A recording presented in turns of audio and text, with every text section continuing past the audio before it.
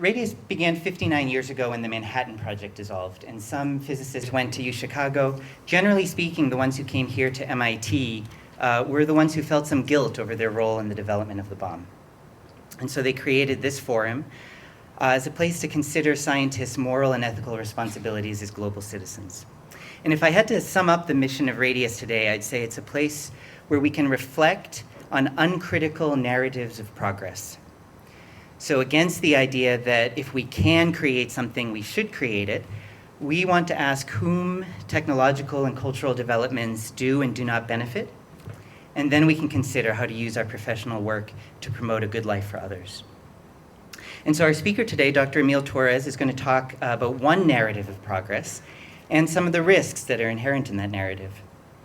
Then we'll have a Q&A, and those of you who registered for dinner are welcome to stay for dinner conversation. I think we'll have enough food if anyone didn't register but would like to stay. So just check in and back if that applies to you. And so, just before I hand it over to Greg and Dr. Torres, just one final note about conversation, because we really want to have some vigorous and challenging conversation at the tables. So this is a second Radius value that I think bears mentioning. One of my own takeaways from the movie Oppenheimer, especially the second half, which is kind of about the moral, legal, political consequences of Oppenheimer's work, is that too much power has been given to a small number of fallible human beings with the ability to potentially destroy hundreds of thousands of lives. Hence that famous phrase that Oppenheimer quotes from the Bhagavad Gita, "I have become death, destroyer of worlds." But for all his serious moral failings, Oppenheimer didn't set out with malicious intentions. And I think we can probably all recall moments in our own personal and professional lives when, despite our best intentions, we inadvertently caused someone else pain. And so this is an invitation to humility. Most of us are human beings with very, very good intentions, who, especially in science and tech, especially a place like MIT, have increasingly more responsibility for the well-being of, if this isn't too grandiose, potentially millions or billions of people. And that's a heavier moral burden than any one person or community should bear alone. And so if we talk here about the importance on campus of respectful dialogue, it's not to say that every point of view is morally equivalent, but it is to say that we owe it to each other and to humanity to show grace towards one another, rather than shouting people down, so that we can discern these significant issues with as many people at the table as possible. We can't expect any one person to get every ethical issue right all the time. It's not possible. And again, I think processes that aren't communal ultimately create destroyers of worlds. So as much as possible, we want to reflect together as a community and allow something like the truth or insight to emerge from dialogue. And I say this in part because, effective altruism and other ideas that Dr. Torres will discuss have a lot of currency here at MIT. Some of you may really value that philosophy and have powerful insights to share from it, and you are welcome here. The last thing we need in this already very, very difficult time is further demonization or vilification of anyone we disagree with. As the French filmmaker Agnès Varda said, if you were to open someone up, you'd behold a landscape. And so whatever your position, as you engage in dialogue with our speaker and with one another, let's be curious about each other's landscapes. And let's allow our goal of respect for those we disagree with to make it easier for them and for ourselves to meet that other goal, which is finding the courage really to raise a dissenting voice in a community of our peers, to ask important questions, and to challenge those uncritical narratives of progress. Who saw Oppenheimer? Most of us, yeah? I mean, you just talked about the responsibility, holding the responsibility in some of our hands for hundreds of thousands of lives, as we saw in Oppenheimer, right? We're going to have a discussion today about a group of people who you might say would look at people who think that they're holding in their hands hundreds of thousands of lives and would say, hold my beer. Because these discussions, at least from some people's point of view, as we're going to explore today, involve the holding, or not, of billions of lives, or maybe even trillions? We'll get to that. Just the basics, Dr. Torres, you're now a postdoc at Case Western Reserve University. You recently finished your PhD from Leibniz University, Hanover, and you've recently published a book called Human Extinction, A History of the Science and Ethics of Annihilation. Annihilation. And you're one of the world's most quoted scholars in that field and in the fields that we're about to discuss.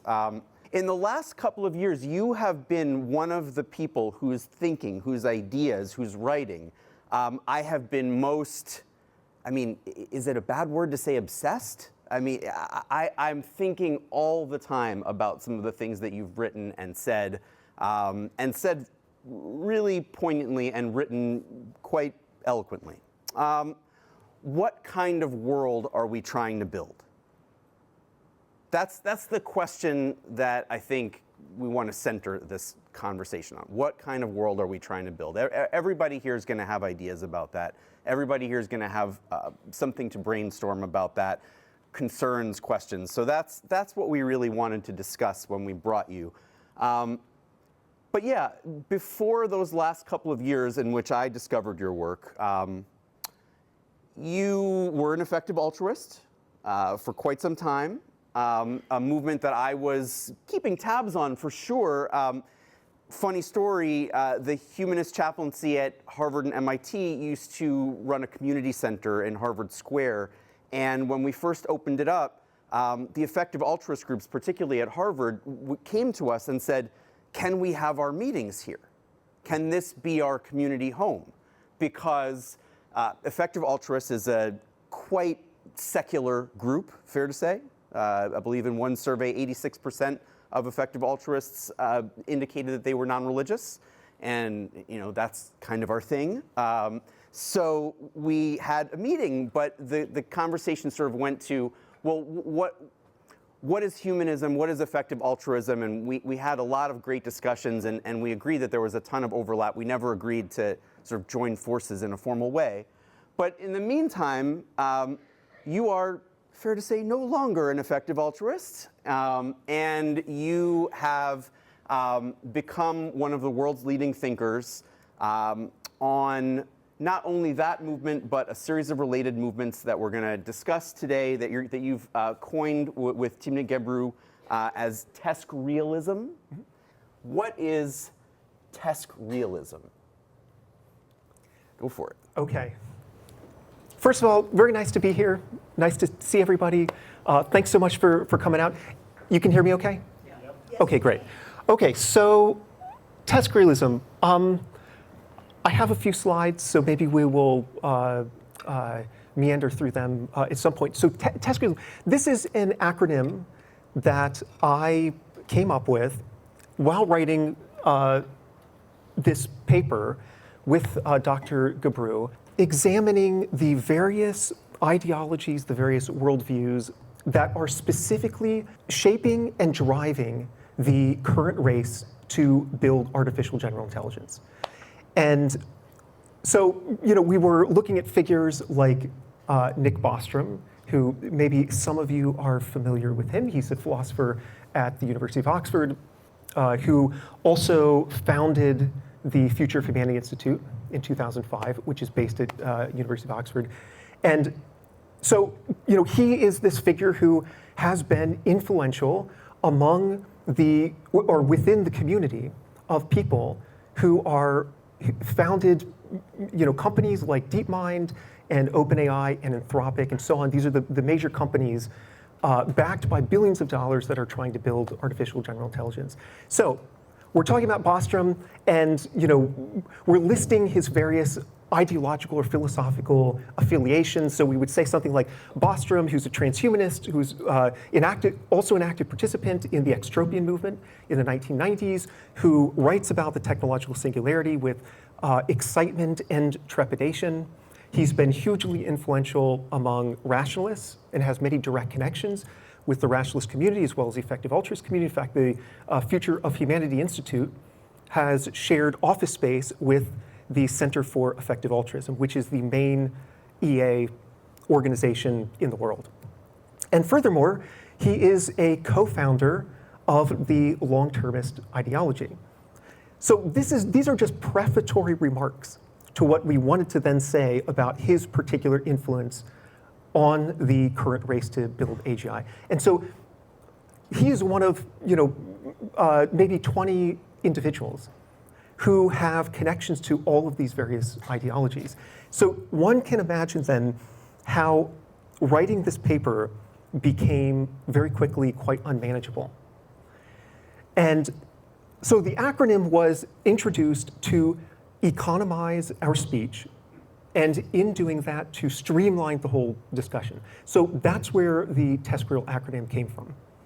Maybe we can go over what exactly it stands for next. I think we want to walk people through the different letters in the acronym and just give a basic explanation. What are we talking about? I think there's a wide range of levels of knowledge about this in the room today, from expertise to, what now? So why don't you just walk us through that? So it stands for a bunch of large polysyllabic terms, namely transhumanism, extropianism, singularitarianism, cosmism, rationalism, effective altruism, and longtermism. And so these are the ideologies that kept coming up over and over again while writing our paper about the ideological influences within the field of artificial general intelligence. And the more we reflected on the nature of these ideologies, their interrelations, their historical connections, the sociological dimension of these ideologies, which figures contributed in significant ways to the development of these ideologies, and so on. The more we reflected on that, the more compelling we found it that these ideologies should be sort of grouped together as a single bundle. Basically it can be seen as a single wriggling organism that stretches all the way back to the late 1980s to the present. And so another reason that one might argue the acronym is useful is that the ideologies appear chronologically over the past 3 decades in roughly the same order that they appear within the acronym. So transhumanism, this is an idea that was developed by leading eugenicists of the 20th century, like Julian Huxley in particular, but also J.B.S. Haldane, a name many of you may have heard of, J.D. Bernal. There were a bunch, but maybe Julian Huxley is the most famous. He's the one who popularized the term transhumanism in the latter 20th century. And so, so this idea goes all the way back to maybe the early 19th century. And it was developed perhaps most notably in a 1927 book by Julian Huxley revealingly called Religion Without Revelation. So as some of you may know, the 19th century, going back to the 4th, 5th centuries of the Common Era, Christianity became the dominant worldview. And it just pervaded in every corner of society. And that remained the case for 1,500 years. And then the 19th century, Christianity started to decline. And if you look at the literature, it's extraordinary. People, secularists, atheists, agnostics, and so on, were reeling because of this retreat of religion, because the sense of meaning and purpose and the eschatological hope, the hope about the future of humanity, all of that was evaporated with the decline of Christianity. So consequently, you see a bunch of these secular ideologies being proposed to take the place, to fill that religion-shaped hole that was left behind. And transhumanism is one of them. So, yeah. By the way, so I own an early edition of Religion Without Revelation. I don't know if it's the first edition or somewhere early on. And a lot of Julian Huxley's books and that sort of thing. It feels sort of rude in today's culture and climate to start out by referring to them as eugenicists, right? Oh, it's a group of eugenicists. I mean, that sounds very harsh. But it's also, there are many ways in which even I, as sort of somebody who's certainly been a fan of some of these folks, would admit you're right on. I mean, it's hard to deny. So, but you can just talk about that, contextualize that for a minute. When we say these are eugenicists, what do we mean by that? Yeah, great question. So these are individuals who, following the publication of Darwin's Origin of Species, 1859, Darwin's second cousin, Francis Galton, looked at Darwin's argument and said, okay, Darwin is making a case for natural selection based on artificial selection. That's what we do with domesticated animals. So we just, we control the reproductive patterns within a population of domesticated animals, thereby influencing the frequency of traits within the population. And so he thought, well, why not do that with humans? Maybe we can use these methods of artificial selection to perfect the human stock, as it was called. And so this is the idea of eugenics. Really, the term was coined in 1883 by Francis Galton, but he wrote about it initially in the late 1860s.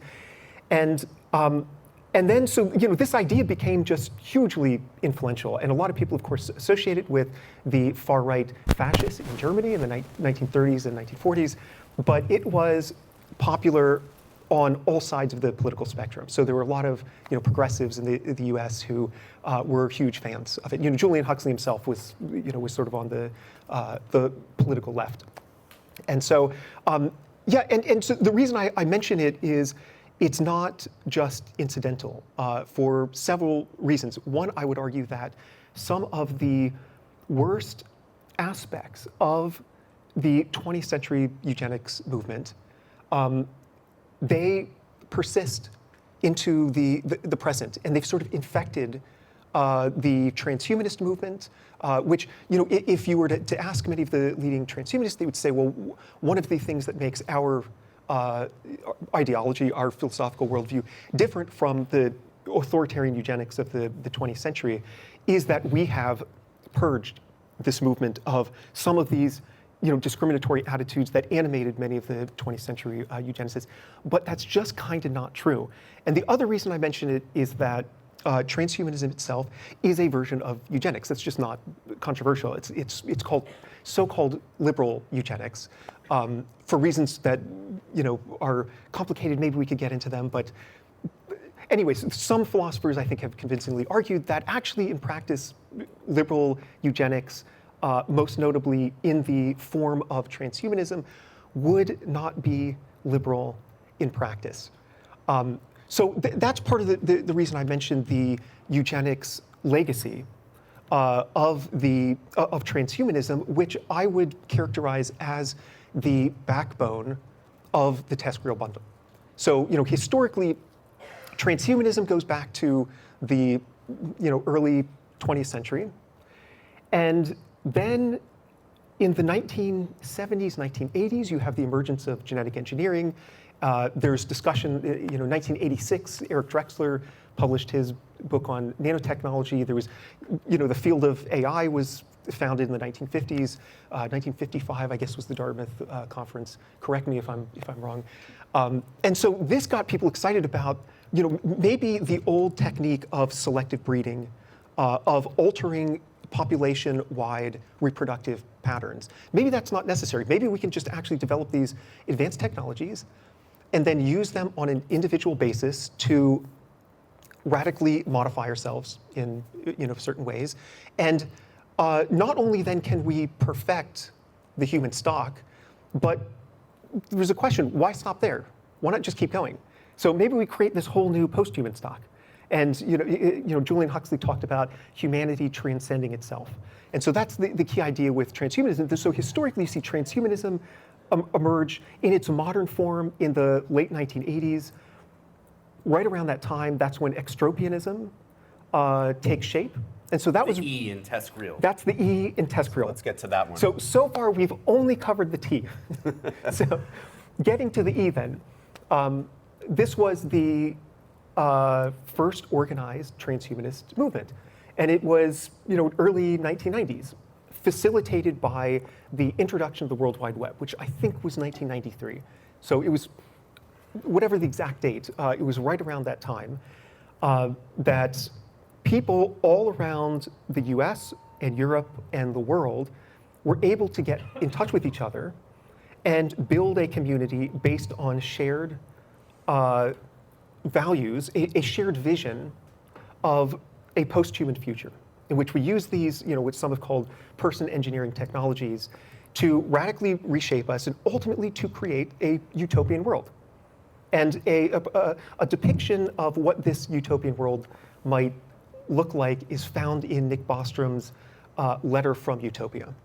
And so that's just, in fact, all over the literature you find either references to or the actual use of the word utopia. So utopia is the ultimate vision. So you've got transhumanism, extropianism, a version of transhumanism, and then the S and the C themselves could also be understood as just versions of transhumanism. So singularitarianism, this is focused in particular on the merging of machines and humanity, and the creation of artificial general intelligence and ultimately artificial superintelligence. So there are different definitions. The singularity. Yeah. Nick Bostrom's paper, Letter from Utopia, very famous paper, but not everybody has heard of it and certainly read it.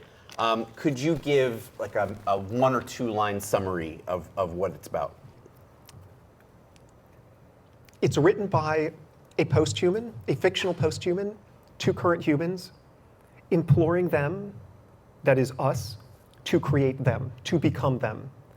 And it imagines a future in which we become superhumanly intelligent, immortal, and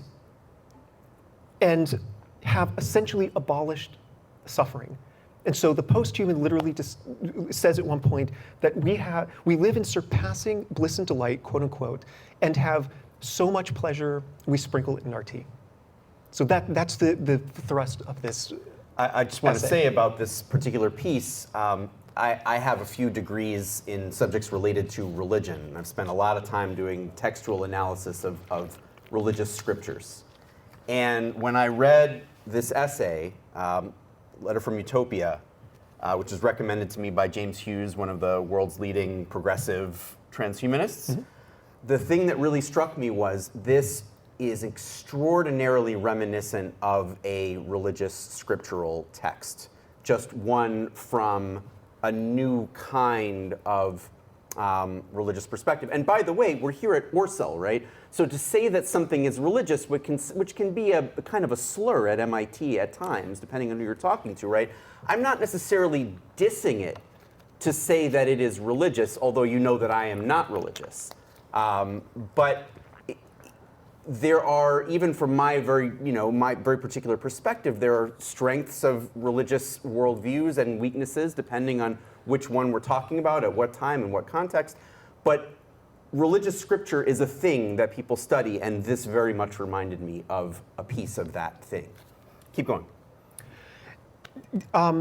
Okay, so we've gotten to TES so far. So the C stands for cosmism. The reason that we included that is, on the one hand, the cosmist vision of the future is very, very similar to the long-termist vision.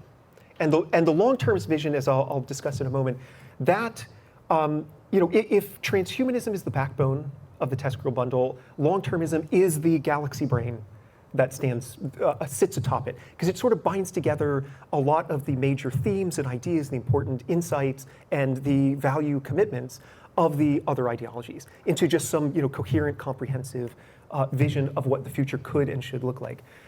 Okay, so cosmism, the second reason that we included it is that the individual who introduced modern cosmism, because there is Russian cosmism that was formulated in the latter 19th century. The individual who is the progenitor of modern cosmism is a guy named Ben Goertzel. And in 2007, Goertzel published a book that, in his words, christened the term artificial general intelligence.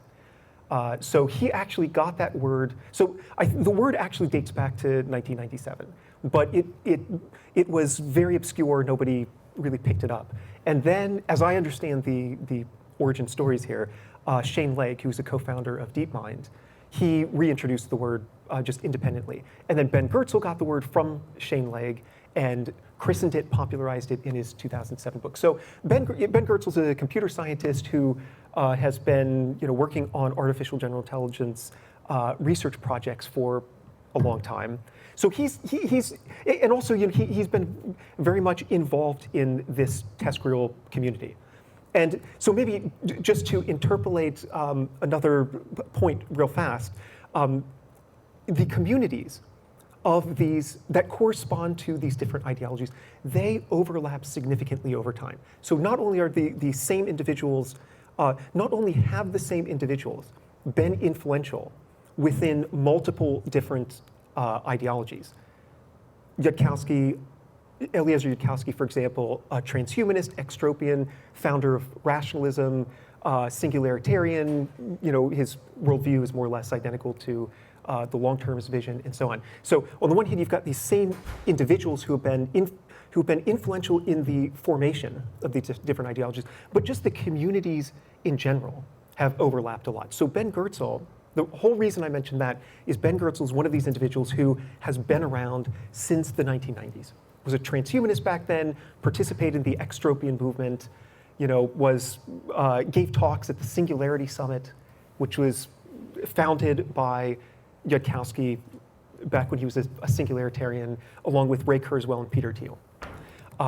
So that's cosmism. And basically, the real gist of cosmism is that we will be developing in the future technologies that could enable us to radically re-engineer the human organism, create this techno-utopian world, but even beyond that, even beyond the implications for the future of our particular evolutionary lineage.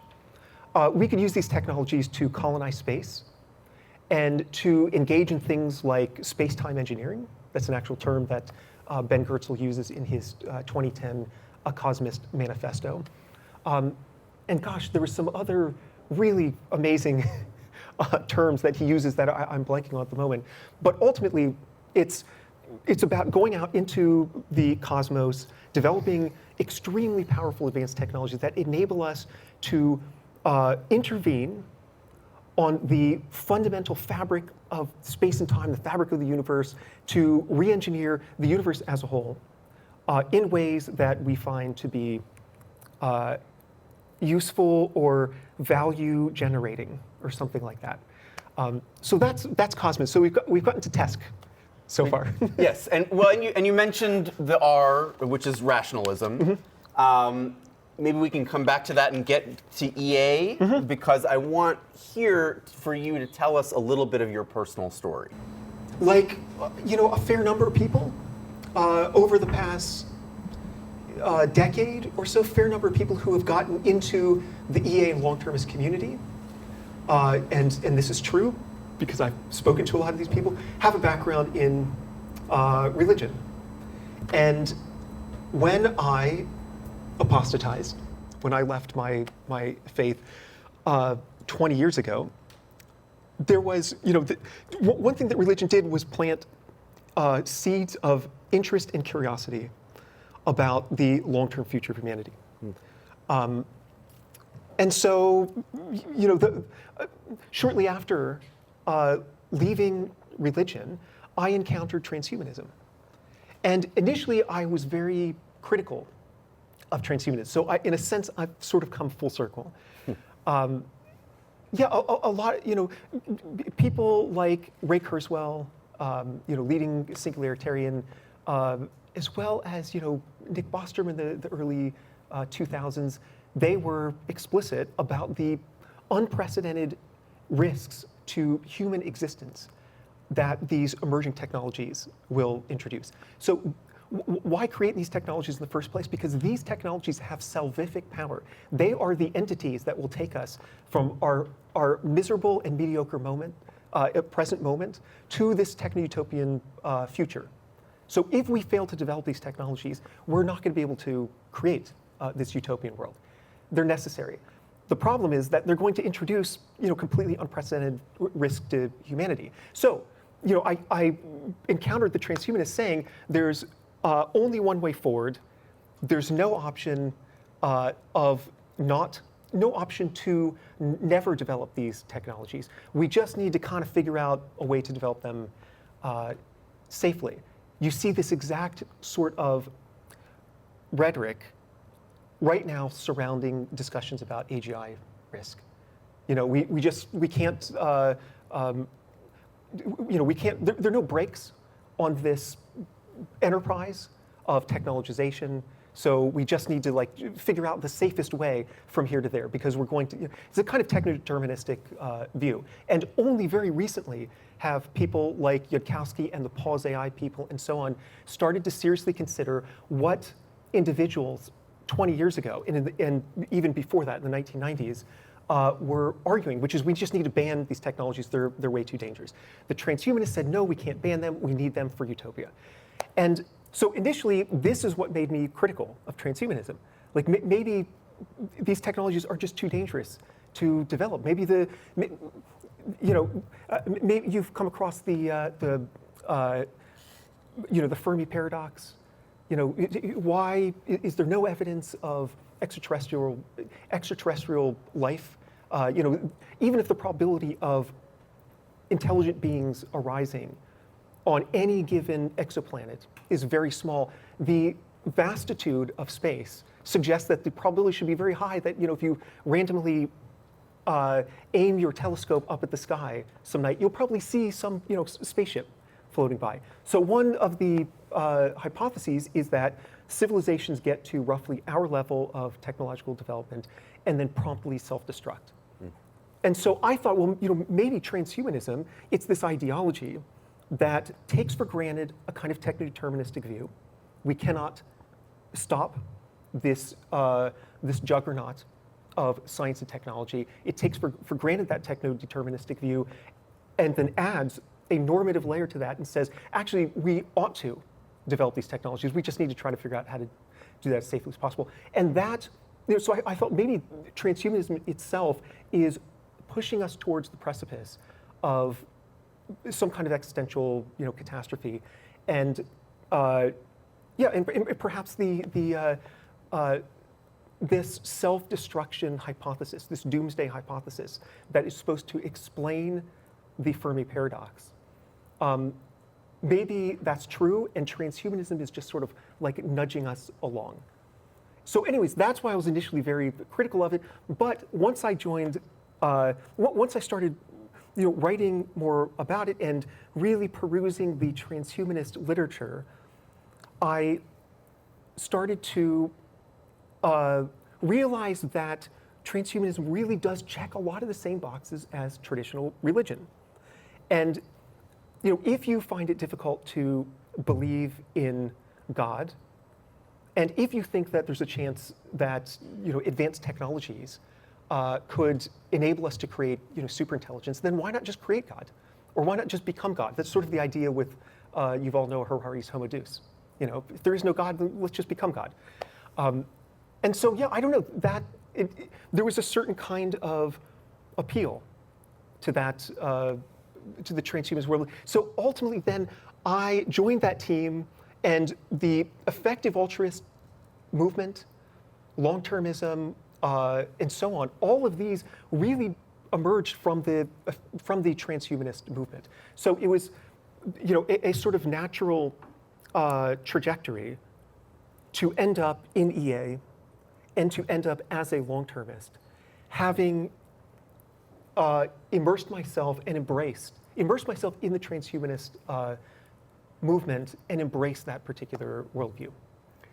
All right, I'm going to assume, although we may quickly find out that it's the incorrect assumption, that of all of these, effective altruism may be some of the best known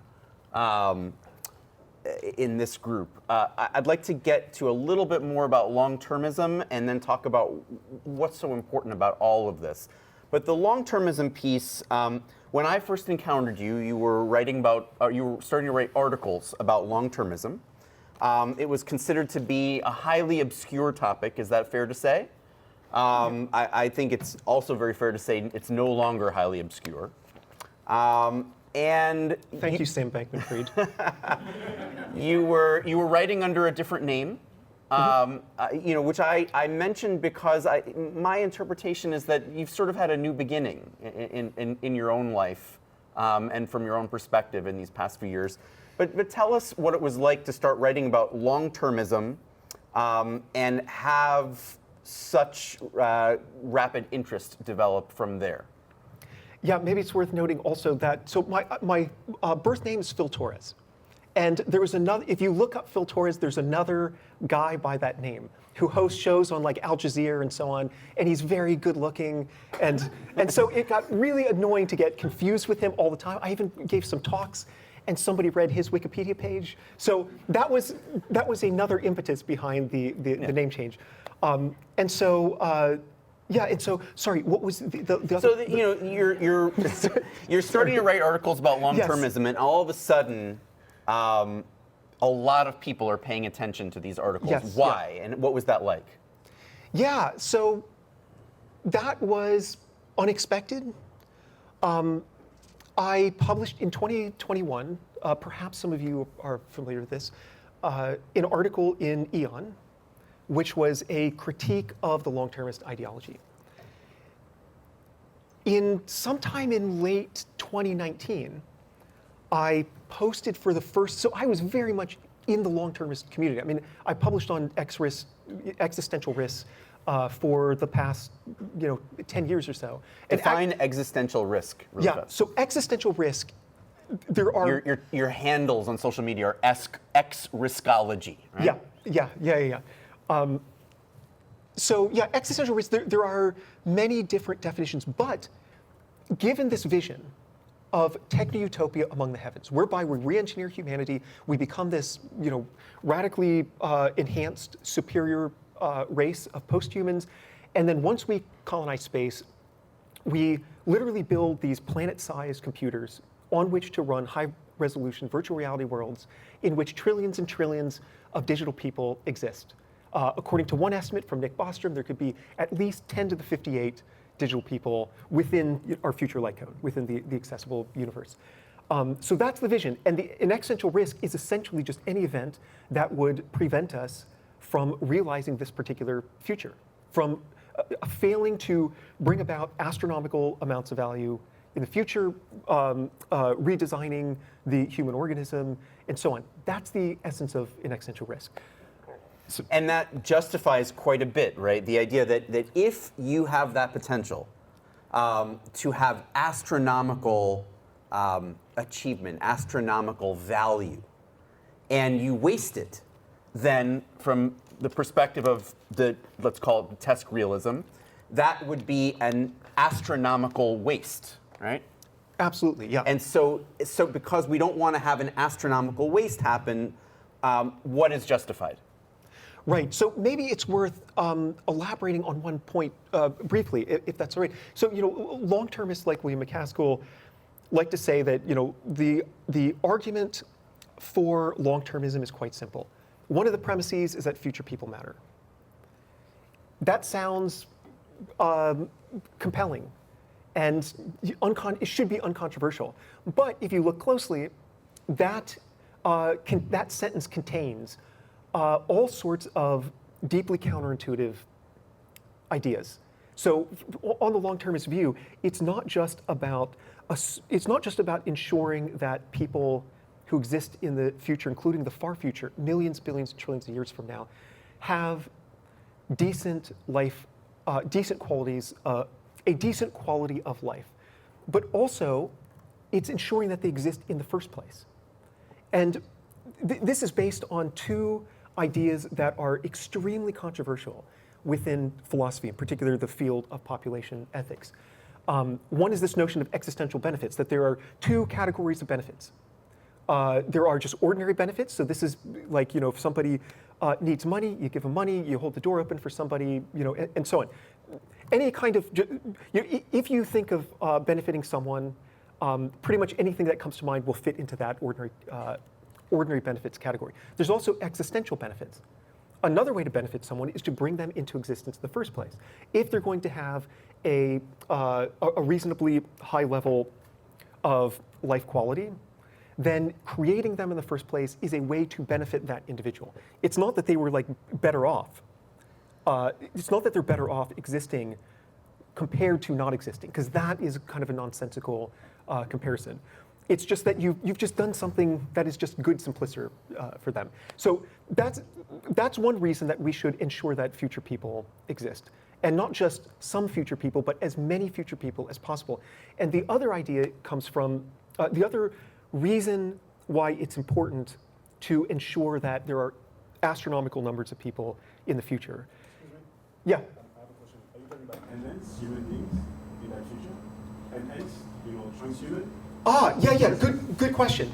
Yeah, absolutely good question. So I think there's sort of two axes. There's a quantitative and a qualitative.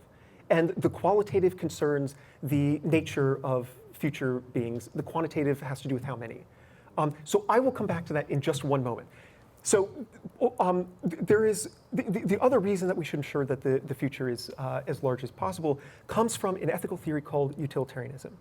In particular, for the philosophy majors here, totalist utilitarianism. So you've heard of the total view. It's utilitarianism plus the total view. Okay, so skipping over some of the details, this claims that our sole moral obligation is to maximize value. Historically, this view within ethics, this emerged right alongside capitalism. And that shouldn't be surprising. The parallels, the isomorphism between utilitarian ethics and the economic system of capitalism are very similar. It's all about maximization.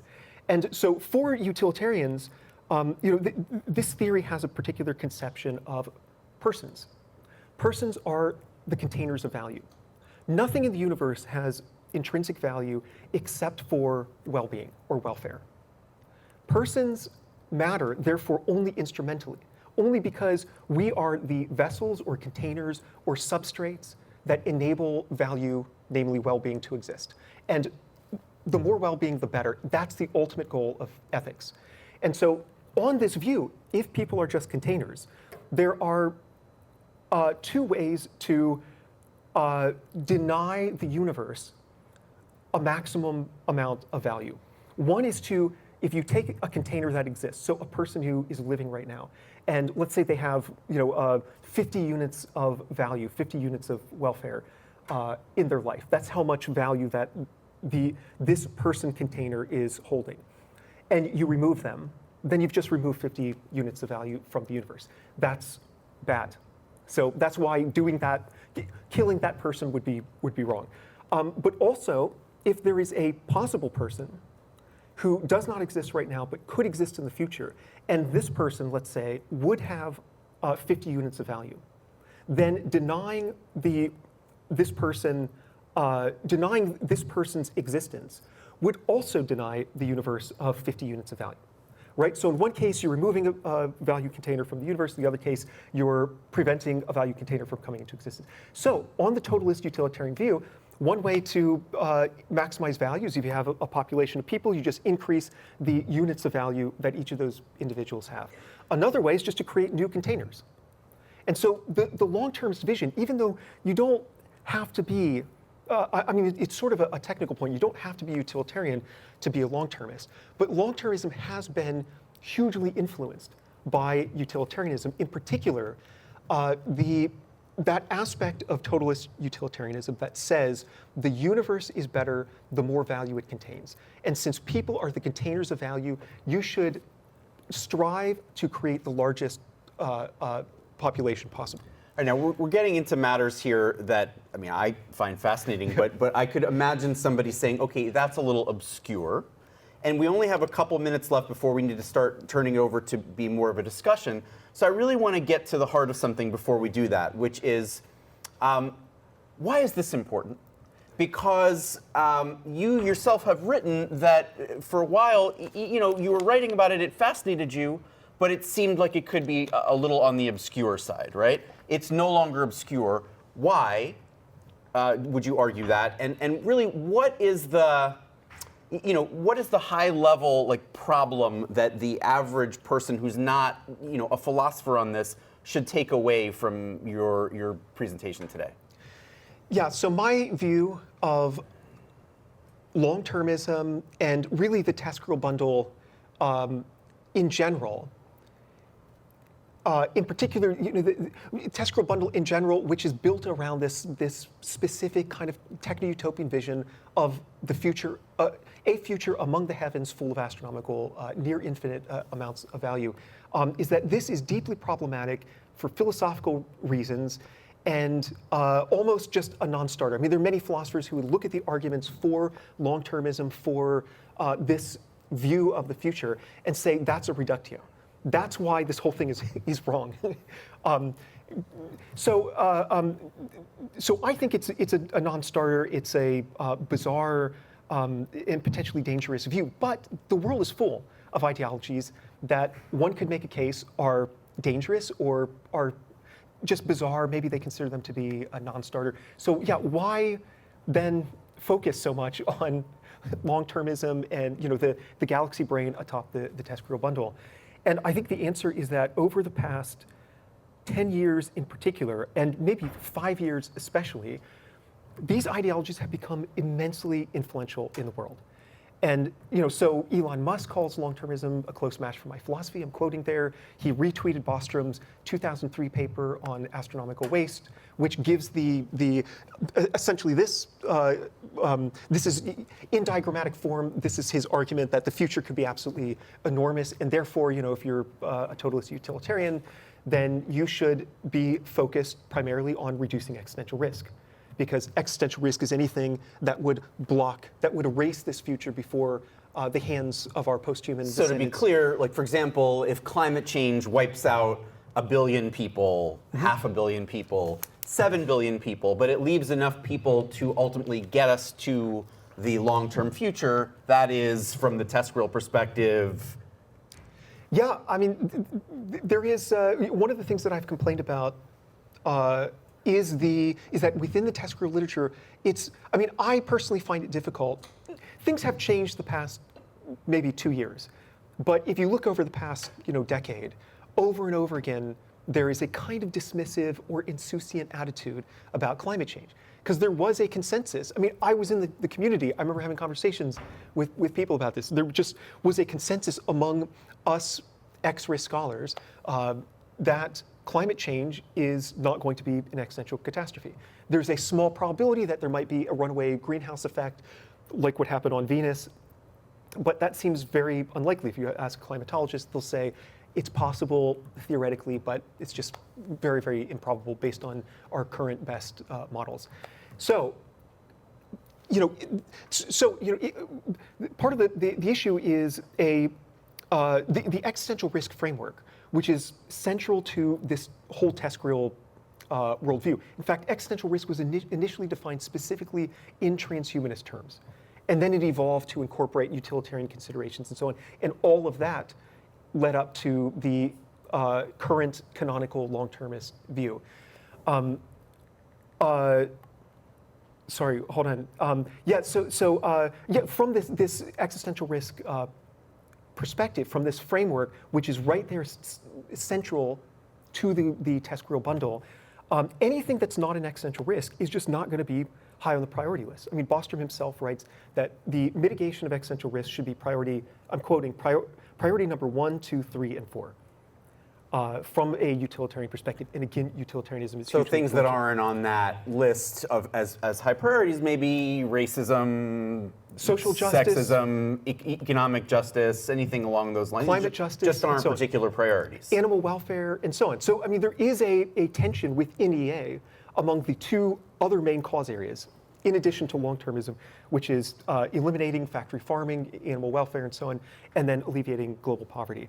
And in Peter Singer's book, published, I think it was 2015, on Effective Altruism, he discusses some of Bostrom's claims, Bostrom's long-termist conclusions, and refers to them as very harsh. Because Bostrom is essentially saying that we shouldn't, quote unquote, in his words, fritter away our finite resources on suboptimal philanthropic causes. And given the fact that there could be enormous amounts of value in the future, and given the fact that there should be, from this kind of broadly utilitarian view, then anything that does not affect the realization of a large fraction of this value in the future is just not going to be high on the priority list. It's something that you could just, more or less ignore. In the grand scheme of things, if you take a cosmic perspective, animal welfare might be bad in absolute terms. Global poverty might be bad in absolute terms. But relative to the amount of value you would lose if an existential catastrophe would happen, it's absolutely minuscule. It barely even registers. So 10 to the 58 people, compare that number to 1.3 billion right now in multidimensional poverty. Right? So even if there's a small probability that you will affect a very small percentage of the future people, ensuring that they come into existence in the first place, and then ensuring that they have a half-decent life. Even small probability of that affecting small percentage, the expected value of that is still just much, much, much greater than a very high probability of lifting 1.3 billion people out of multidimensional poverty. And so this is one of the, I think this is the lesser concern with long-termism and TESCREALism in particular, which is the minimization and trivialization of current day problems that are sub-existential in nature. And so, you even find this, sort of dismissive language within the literature itself, like Bostrom refers to the worst atrocities and disasters from the world wars of the 20th century to the Chernobyl accident to the AIDS pandemic as, quote, mere ripples on the great sea, on the mere ripples on the sea of, I'm forgetting exactly, but mere ripples on the great sea of the surface of life. What? I believe that's the quote, because they haven't affected the long-term trajectory of humanity. If that's the lesser concern, can you just restate the greater concern, and then we'll turn it over for discussion? Sure. So the greater concern is it arises from the fact, which has been demonstrated over and over again throughout history, that when you combine a utopian vision of the future with a broadly utilitarian mode of moral reasoning, so if the ends can at least sometimes justify the means, and if the ends are a literal utopia in which you live forever, there's near infinite amounts of value, you spread through, in this case, you spread through the cosmos, re-engineer the universe, and so on. When you combine those two ingredients, then what exactly is off the table for ensuring the realization of this techno-utopian future? So again, throughout history, there have been utopian movements that have become violent over and over again. Because people have thought, well, look, the stakes are so high. If the cost of if the cost of catalyzing utopia, which looms there just above the temporal horizon in front of us, if the cost is like, engaging in a little bit of, perpetrating a little bit of genocide, maybe killing a few million people or something, surely that's worth it. And this is the way people have reasoned. And those two ingredients are right there at the heart of the long-termist and in general the TESCREAList view. And the last thing I would say about that is, it was initially in 2021 that I articulated this particular concern. And my worries at that time were hypothetical. So there was nobody out there in the long-termist community who's saying, just so you know, if it's the case that we have to, sacrifice 1 million or 1 billion people to protect and preserve, to borrow Toby Ward's words, our vast and glorious future, his words, then maybe we should do that. Nobody was saying that. If you fast forward to 2023, that is exactly the sort of rhetoric you hear among some of these individuals. So you had Eliezer Yudkowsky, for example, wrote a Time magazine article about artificial general intelligence. Some of you maybe have heard about this or read this. He believes that artificial general intelligence, if we create it in the near future, the probability of it killing everybody on Earth is extremely high. His arguments are very speculative, but that's another issue. On the other hand, in all-out thermonuclear war between the United States and Russia, for example, almost certainly won't kill everybody. And in fact, the best science today backs it up. There's a 2020 study that was published in Nature, I think it was, that found if there were an all-out exchange of thermonuclear weapons between the U.S. and U.S. and Russia, I had my historian brain on for a moment. If there's an all-out exchange between them, then roughly 5 billion people will die. So that leaves a reassuring 3+ billion to carry on civilization. And so, lovely. So Yudkowsky is then arguing that, okay, if we need to risk thermonuclear war to prevent artificial general intelligence from being built in the near future, then we should do that. And so he argued for international treaties that would sanction military strikes against rogue data centers, even at the risk of triggering a thermonuclear war. And when he was asked this is the last thing I'll say, when he was asked on Twitter, quote, how many people are allowed to die to prevent AGI from being built in the near future, his response was basically everyone. So long as the human population doesn't dip below the minimum viable population, at which point extinction is inevitable because there's not enough genetic diversity and so on. So long as we keep the human population above that minimum viable population level, then, quote unquote, there's still a chance of reaching the stars someday. And what is the minimum viable population? Estimates vary. One estimate, which is very conservative, is 40,000 people. So there's 8 billion, 1 million, whatever. Subtract. A lower estimate is 150 individuals. And so, by the way, in my book on tech religion that comes out next year from MIT Press, Tech Agnostic, in chapter 2 on tech doctrine, in which your work is featured, this would be the section on hell. No joke, no joke. Thank you so much. Do we do rounds of applause on topics like this? Sort of a horrified round of applause? All right, so there's a lot of discussion about increasing population size. This is a greater good. Did anybody bother, this is just a throw out there for you to think about, did anybody bother to ask women how we would feel about it? Because right now, the only way you can get an increased population is my body, your bodies, that. Okay, we don't have a way to do digital people at the moment. So, I mean, to me it sounds like that all of these people, long-termism, whatever, they didn't bother to consult women on this. This was a question that came up in a course I taught on the ethics of human extinction, which is what my book is about. And yeah, in covering utilitarianism in particular, there were a bunch of women who quite reasonably asked, well, like, what, if it's really important that we ensure that all of these future people exist, and let's say we're in some kind of catastrophe, or there's population is declining, is it incumbent? Is there like some moral imperative that could be used to force certain people to reproduce? And so yeah, it's a excellent point.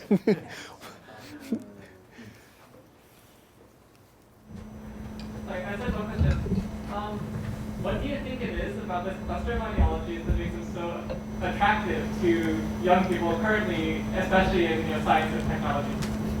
Great question. So maybe it's the kind of religious aspect, because I mentioned that there are a number of prominent figures in the community who have a background in religion. So transhumanism is just kind of a natural extension of that kind of worldview. Again, it checks all the same boxes. Transhumanism even offers a promise of resurrection.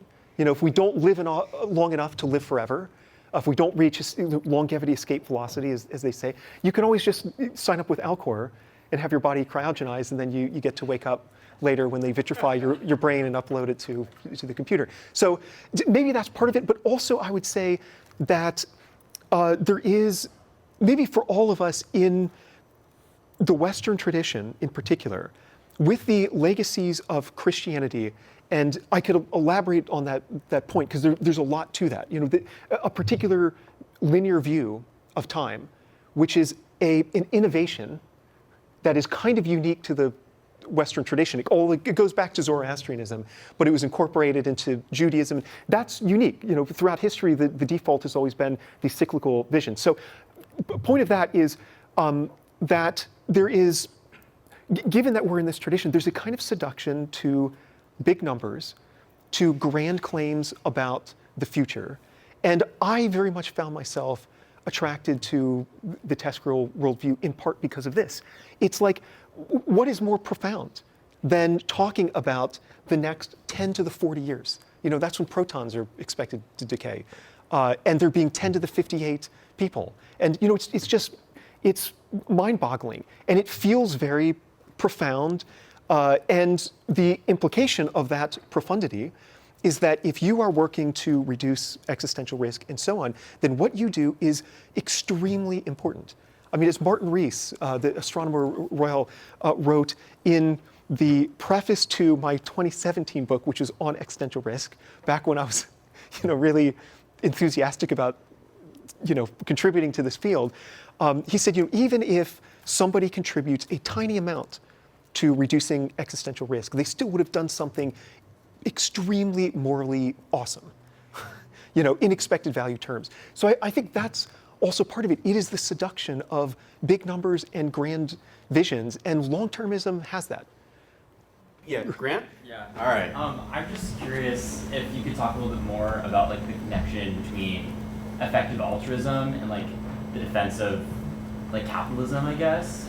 Looking at Sam Bankman-Fried and kind of what's going on there, I just want to know your perspectives. Yeah, I think that EA is very influenced by capitalist values. It's very consistent with a kind of neoliberal worldview.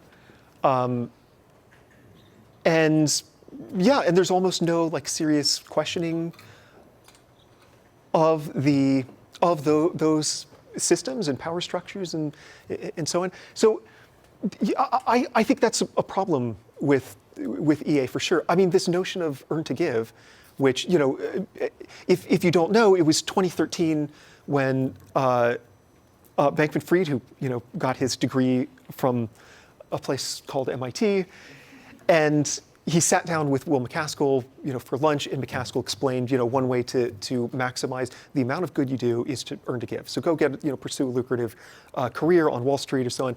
That's exactly what Sam Bankman-Fried. They sat down in Harvard Square, so you can blame Harvard too. Okay. And so the whole idea of earn to give, it's about working within the structures, taking them as a given, rather than reflecting on McCaskill, for example, I'm trying to remember, I'm almost certain that he, has on multiple occasions praised people like Bill Gates and so on for, doing just enormous amounts of good in the world. But take a step back and, the system that enabled this guy to amass just profound, unfathomable amounts of wealth, that system is responsible for, at least to a significant degree, to the problems of global poverty and so on. So it's just, I don't know. It's just kicking someone to the curb and then helping them up and going well, that was a nice thing to help them. But yeah, so I think that's a big problem. And I could have been more articulate about that answer, but yeah, excellent point.